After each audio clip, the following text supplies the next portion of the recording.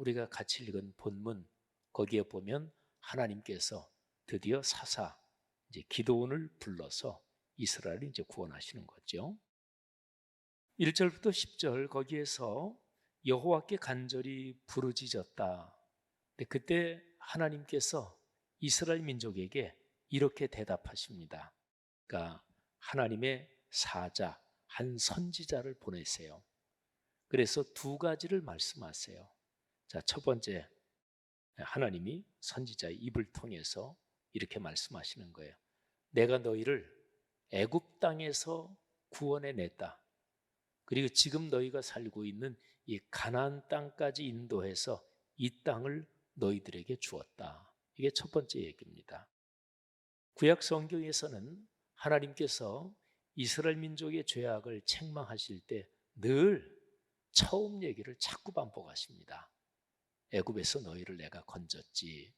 뭐 몇백 년이 지나도 늘 어떤 문제가 있을 때 그때의 그 시초 얘기를 합니다. 그리고 이제 종종 거기보다 더 거슬러 올라가서 이스라엘 민족의 시조가 아브라함이죠. 하나님이 아브라함을 부르실 때 그때의 얘기를 하십니다. 시초는 참 중요하죠. 처음 먹은 마음 참 중요하죠. 오늘 여기 참석하신 성도 여러분들이 예수님을 믿고 처음 신앙생활을 열정적으로 또 순수하게 할 때 그때 생각을 한번 떠올려 보십시오. 저 같은 경우는 제가 목사 안수 처음 받을 때 그때 심정 그거를 계속 간직을 하고 있어야 되겠죠. 제가 목사 안수는 1989년에 받았는데 근데 그때에 제가 가졌던 심정이 지금도 생각이 납니다. 4월 달에 안수를 받는데 근데 제 마음속에 어휴 이게 목사 안수는 받는데 목사로서 너무 갖춰진 게 없다. 이런 생각을 가졌던 그 기억이 납니다. 여러분, 하나님께서 간절히 부르짖는 이스라엘 백성을 우선은 이제 책망을 하시고 그들이 어디에서 잘못됐는지 그거를 가르쳐 주시는 거예요. 두 가지 얘기를 하셔요. 첫 번째 얘기가 너희 처음 구원 받았을 때 생각해 봐라. 내가 너희를 애굽에서 건져내고 여기 가나안 땅까지 말씀으로 약속한 대로 너희를 인도해서 이 땅을 내가 너희에게 주었다. 이게 이제 첫 번째 얘기입니다. 그다음에 두 번째 얘기는 자, 그런데 내가 너희에게 이렇게 말했다. 이 땅에 있는 다른 신들 두려워하지 말고 섬기지 말라. 그렇게 말했는데 너희가 내 목소리를 듣지 않았다. 여기 이제 두 번째 얘기입니다. 하나님이 너희가 내 목소리를 듣지 않았다. 이 목소리라고 하는 표현은요. 기록된 말씀을 깨닫게 하고 그렇게 살게 하시려고 오늘 나에게 주시는 말씀. 그게 이제 여호와의 목소리입니다. 하나님께서는 시내산에서 모세를 통해서 이스라엘 백성들에게 기록된 말씀을 주셨죠. 제일 중심이 십계명입니다. 그리고 그 외 여러 가지 말씀을 주셨죠. 그러니까 기록된 말씀이 이스라엘 백성들에겐 있었어요. 그런데 하나님께서 책망하실 때 이런 표현을 자주 하십니다. 너희가 내 목소리를 듣지 않았다. 내 목소리를 청종하지 않았다. 그러면 기록된 말씀 이거 하고 하나님께서 표현하시는 내 목소리 이 두 개는 어떤 관계일까요? 하나님께서는 이스라엘 백성들한테 명령하시고 말씀하실 때 언제나 기록된 말씀에 근거를 두고 그거를 토대로 해서 말씀하십니다. 그러니까 기록된 말씀이 거룩한 영이 가르쳐 주셔서 깨닫고 오늘 내가 지금 이렇게 살라고 하나님께서 명령하시는구나. 이렇게 하나님이 깨닫게 하시는 말씀, 그게 바로 목소리인 거죠. 오늘날 저와 여러분의 삶의 여정으로 말하면 여러분이나 저나 66권 성경을 하나님의 말씀으로 믿죠. 또 성경책은 집에 다 뭐 한두 권, 어떤 사람은 또 서너 권씩은 다 가지고 있잖아요. 그리고 또 우리 교회는 동네 세매줄 성경 말씀을 묵상하기 쉽도록 이거를 또 발간을 했습니다. 이렇게 가지고 있는 게 기록된 말씀이에요. 그런데 가지고 있는 그 말씀을 오늘 내가 묵상해서 깨닫는 거, 그게 바로 여호와의 목소리, 주님의 음성입니다. 그리고 이렇게 공예배에 참석해서 선포되는 말씀, 설교를 들으면서 그 설교 중에 뭐 설교 내용이 100%가 다 마음에 기억되는 건 아니죠. 또 목사 한 사람이 설교하지만 하나님께서는 성령을 통해서 예배 참석한 모든 성도들 각 사람 마음속에 필요한 대로 성령께서 감동을 주십니다. 그러면 설교 중에 내 마음에 특별히 와닿는 내용, 그게 바로 하나님이 내게 주시는 음성 또는 내게 주시는 목소리입니다. 자, 하나님께서 간절히 부르짖는 이스라엘 민족에게 선지자 한 사람을 통해 보내가지고 두 가지 얘기를 하시는 거예요. 첫째, 내가 너희를 구원했다. 그러니까 너희는 내 것이다. 내가 너희의 하나님이다. 이게 첫 번째예요.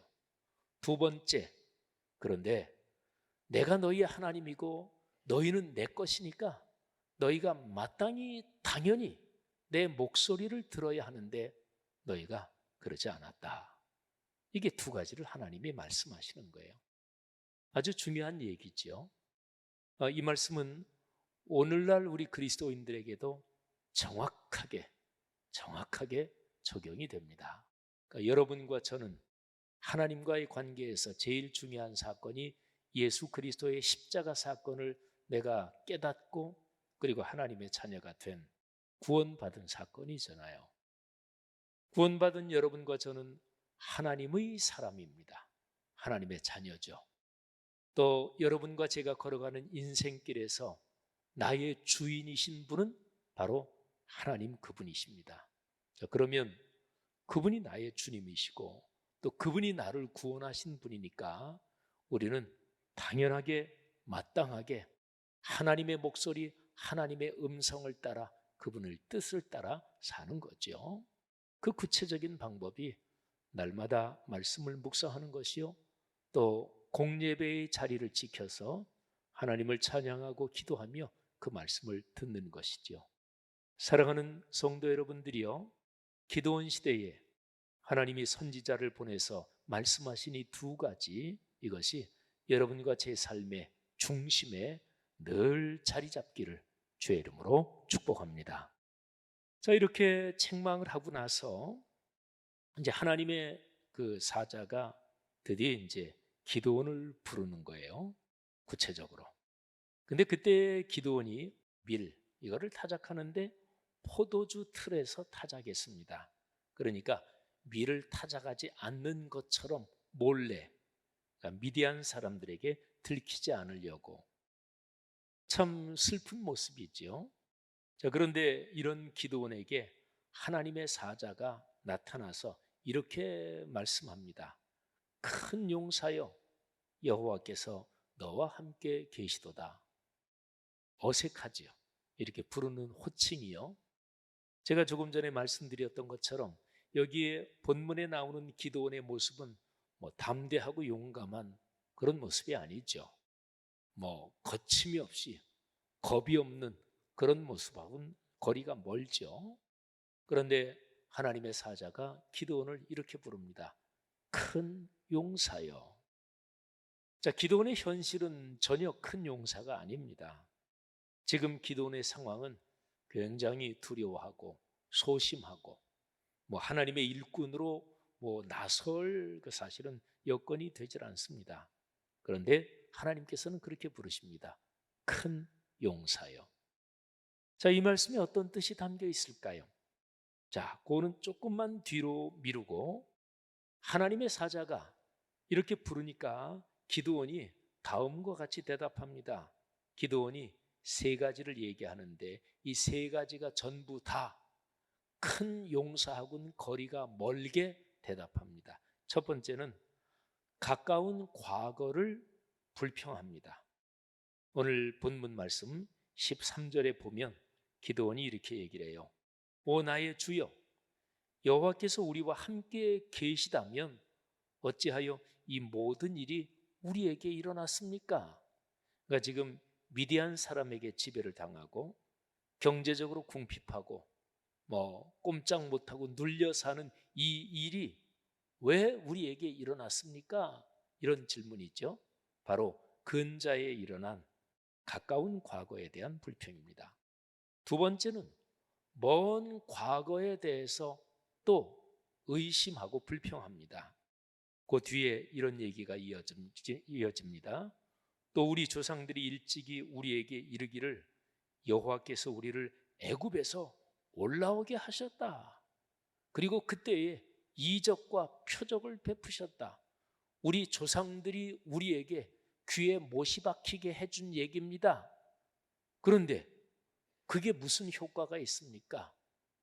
그때 과연 그런 일이 있기나 했습니까? 말하자면 이런 심정으로 이스라엘 민족이 애굽에서 하나님의 능력으로 구원받은 그 먼 과거, 거기에 대해서 의심하고 그리고 그 효력을 지금 불평하고 있는 거죠. 첫 번째가 가까운 과거에 대해서 불평하고, 두 번째가 먼 과거에 대해서 불평하고 의심합니다. 그리고 세 번째, 지금 있는 이 현재의 상황에 대해서 또 불평합니다. 자, 기드온이 계속 하는 말이 이어져요. 이제 여호와께서 우리를 버리사 미디안의 손에 우리를 넘겨주셨나이다. 기드온이 한 말에서 하나님이 우리를 미디안의 손에 넘겨주셨다, 그거는 사실 그대로 맞아요. 아까 제가 1절부터 10절 그거 말씀드리면서 이스라엘 민족이 여호와의 목전에 악한 일을 행하고 하나님을 떠났기 때문에 하나님께서 그들을 미디안의 손에 넘겨주셨다, 그렇게 말씀드렸잖아요. 그렇게 기록되어 있으니까. 그러니까 여기 기드온이 여호와께서 우리를 버리셨습니다, 미디안의 손에 우리를 넘겨주셨습니다, 이거는 사실은 맞아요. 그런데 사실을 얘기하면서 이 기드온의 심정은 불평을 하는 거죠. 하나님, 왜 우리를 미디안의 손에 넘겨주셨습니까? 이렇게 불평하는 거죠. 그러니까 자신이 잘못한, 자신과 그들의 민족이 잘못한 거를 회개하고 뉘우치면서 주님께서 우리를 미디안의 손에 넘겨주셔도 우리는 그런 벌을 받아 마땅한 사람들입니다, 우리를 용서하옵소서, 이런 심정이 아니고 왜 우리를 미디안의 손에 넘겨주셔서 이렇게 어려움을 당하게 하십니까? 현재에 대한 불평이 있죠. 자, 그리고요, 가까운 과거, 먼 과거를 불평하고 원망하고 현재를 불평하고 원망하고 그리고 미래에 대한 얘기는 여기에 나오진 않아요. 근데 기드온의 심정을 말하면, 오 주님, 그래서 우리의 미래는 암담합니다, 캄캄합니다, 어떻게 살란 말입니까? 여러분, 이런 사람이 큰 용사인가요? 그렇지 않죠. 자, 기드온이 이렇게 가까운 과거, 먼 과거 불평, 원망하고 현재도 그러고 미래 캄캄합니다, 이렇게 말하는데 여호와의 사자 여호와께서 기드온에게 한 번 더 이렇게 말씀하십니다. 너는 가서 이 너의 힘으로 이스라엘을 미디안의 손에서 구원하라. 내가 너를 보낸 것이 아니냐. 14절이에요. 아까 12절에서 큰 용사여 이렇게 말씀하신 거고, 그 다음에 한 절 건너뛰어서 14절에서 하나님께서 너는 가서 내 힘으로 이스라엘을 구원해라, 내가 너를 보낸다, 이렇게 말씀하십니다. 자, 근데 기드온이 이 두 번째 말씀에 대해서 이렇게 또 대답합니다. 오 주여, 내가 무엇으로 이스라엘을 구원하겠습니까? 보세요, 제 처지를 보세요. 나의 가문, 나의 집은 므낫세 지파 중에서 제일 약합니다. 또 나는 내 아버지 집에서도 가장 보잘것 없습니다. 그런데 여러분, 기드온이 두 번째 하는 얘기, 여기에서는 조금 뉘앙스가 바뀐다, 기드온의 마음의 분위기가 조금 바뀐다 하는 것을 우리가 가만히 본문 문맥을 보면 알아차릴 수가 있습니다. 이거를 알려면 하나님께서 3번 말씀하세요. 큰 용사요. 그러니까 기드온이 과거, 현재, 미래 다 싸잡아서 불평하고 원망해요. 그 다음에 하나님이 2번째로 야, 네가 가서 구원해라, 네 힘으로. 그랬더니 기드온이 또 말하는데 3번째로 하나님이 또 말씀하세요. 16절에 내가 반드시 너와 함께 하리니 네가 미디안 사람 그 미디안의 적군을 치기를 한 사람을 치는 것처럼 할 것이다.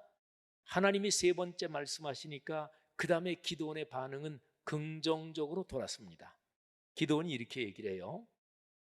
내가 주께 은혜를 얻었다면 지금 나와 말씀하신 당신이 주님이라는 표징을 내게 보여주십시오.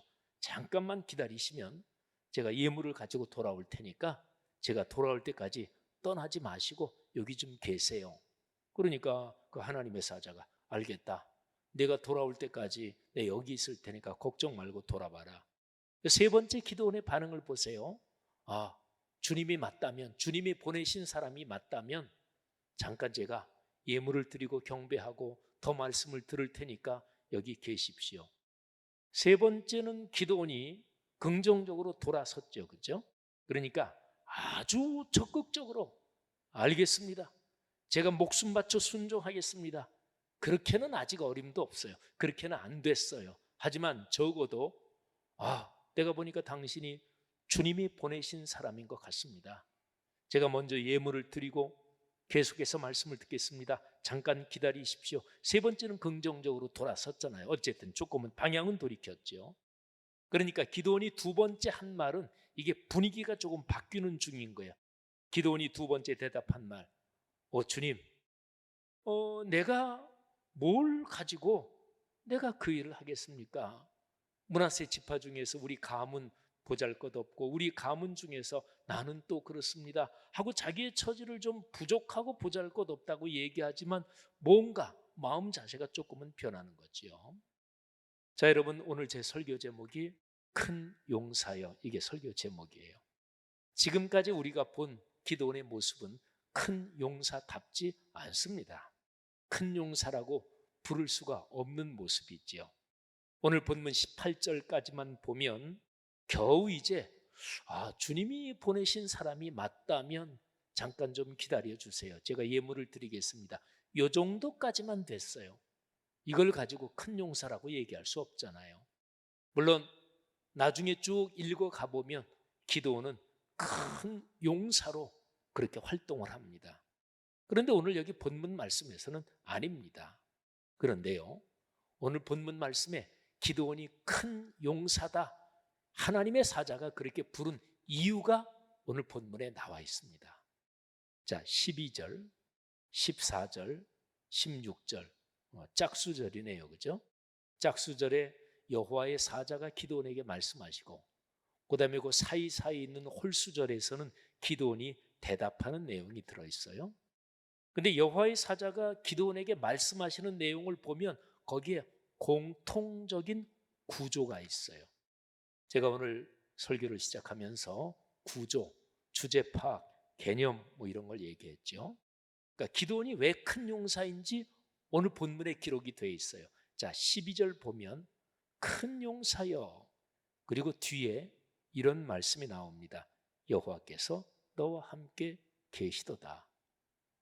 그러니까 기드온 자신이 능력이 있어서 큰 용사란 얘기가 아닙니다. 여호와께서 너와 함께 계셔. 하나님의 능력으로 너는 큰 용사로 일어서서 주님의 일을 할 수 있는 거야. 이런 뜻입니다. 그 다음에 14절에도 그런 구조가 나옵니다.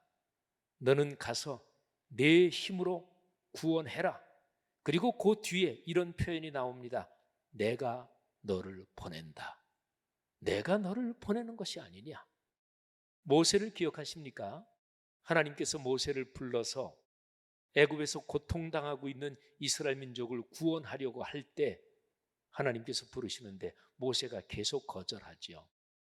모세가 얼마나 우유부단하게 거절하는지 하나님이 나중에 화를 내십니다. 그냥 인간적으로 표현하면 하나님이 하도 모세가 그러니까 짜증이 나서 신경질을 내신다, 뭐 이런 분위기까지 느껴질 정도예요.